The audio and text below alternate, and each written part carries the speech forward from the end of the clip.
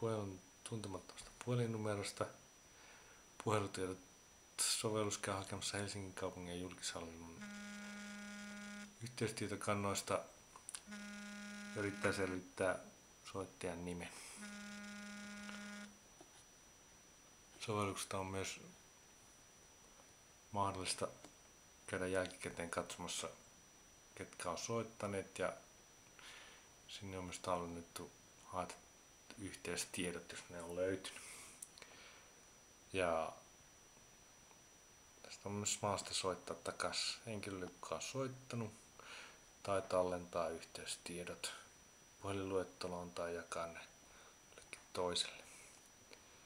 Sovelluksesta on myös mahdollista käydä hakemassa yhteystietoja.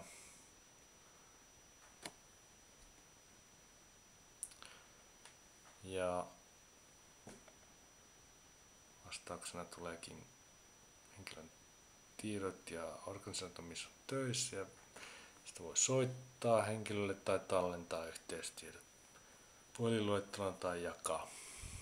Joissakin tapauksissa yhteystiedon mukana on osoitteetkin henkilöistä, missä on töissä. Sovelluksessa on myös mahdollista merkitä puhelinnumeroita,